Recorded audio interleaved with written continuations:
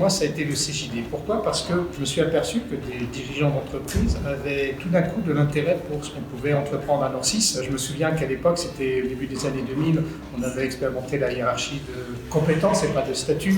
On mettait en place des votes participatifs, des décisions par vote, etc. Et ça m'a donné confiance. Et puis ensuite, j'ai eu la chance de piloter et la section de ville et le CJD au niveau national. Et là aussi, être dans un cadre d'ouverture d'esprit, de créativité m'a permis de lancer cette fameuse recherche d'une performance globale à l'époque, c'est-à-dire une performance économique, mais sociale et environnementale. Ça m'a permis de créer un campus pour créer de l'énergie collective et de l'intelligence collective. Tout cela, ça m'a donné une énorme confiance pour entreprendre, oser faire différemment, etc.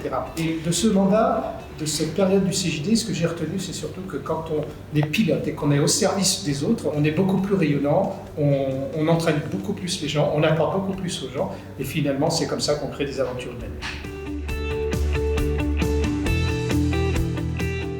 Un lâcher-prise qui me semble particulièrement important, qui plus est quand on est dirigeant, c'est la relation à l'argent. Je trouve que de manière générale, l'être humain a de l'irrationalité dans sa relation à l'argent, il est capable de payer quelque chose et de négocier mordicus autre chose. Et quand on est dirigeant, c'est évidemment de plus en plus d'argent que l'on manipule, entre guillemets, d'où le fait de finalement faire un vrai travail d'approche dans sa relation à l'argent. Je pense qu'il faut essayer de cerner quel est le poids dans l'épanouissement, dans le bonheur qu'on peut avoir de l'argent. Alors, ramener à l'entreprise, c'est particulièrement important. Je vous donne un exemple. Pendant 6-7 ans, je me suis versé aucun dividende pour avoir des fonds de réserve. Et bien en 2020, au moment du confinement, quand on a pu dire aux personnes en période d'essai, nous vous gardons, quand on a pu compléter les chômages partiels pour qu'ils soient 100%, quand on a pu payer la participation le jour J, je n'ai jamais autant eu de reconnaissance des collaborateurs.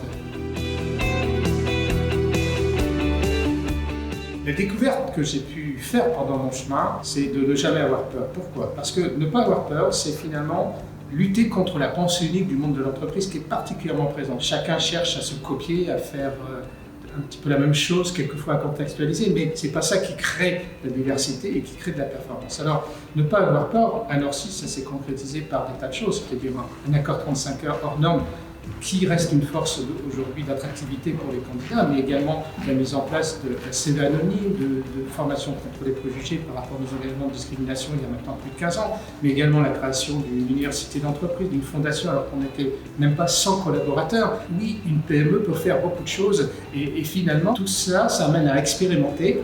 Tout ne marche pas forcément, mais au global, on est beaucoup plus performant.